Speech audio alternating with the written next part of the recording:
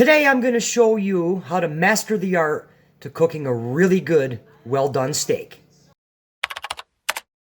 Okay guys, here's what I've got going on right here. Here I have a ribeye, okay? And the nice thing about a ribeye is that it's not super thick, so we're not going to have to finish it in the oven.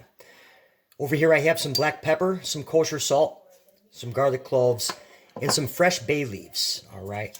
And the one thing about fresh bay leaves is that, look how green that is. All right, just absolutely much more flavor than a dried bay leaf. Okay, so what we want to do is we're going to season. And you want to season from up top. Let it rain down on your steak. Some kosher salt and some black pepper. Okay, now we're going to get our saute pan ready. All right, so we got our steak hanging out here, ready to go. Now I have my pan, burner on, but it's not too hot yet. And I'll explain why in a second.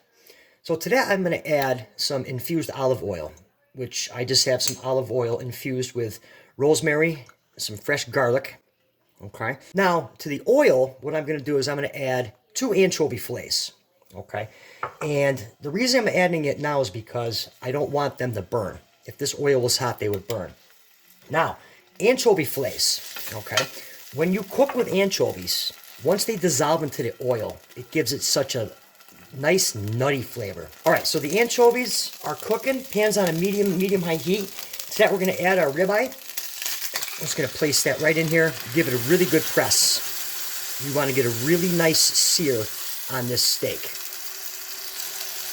Okay, now we're going to season this side here. A little more kosher salt. A little more crushed black pepper. And what you want to do is, we're going to let this side go for about 3 to 4 minutes. You know it's ready to be flipped when the steak will release itself from the pan. 3 to 4 minutes, medium heat. All right, guys, so here we are, right at it. So let's give this guy a flip. Just going to give a nice gentle flip. Press it down. Oh, what a beautiful sear on that. Okay. Now, what we want to do is, we're going to add our garlic, our fresh bay leaves, and some butter.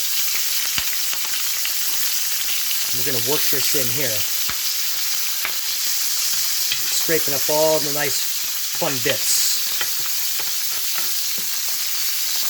Alright, now we want to baste. Get this in here and just really baste. Alright, so what you want to do now is, you want to make sure you turn your burner down. If you're cooking in the cast iron, you know the cast iron pan retains the heat. If you're cooking in a stainless, turn it down, all right? So we're going to hit it, baste it one more time, and let's get everything right up there. We're going for flavor here. All right.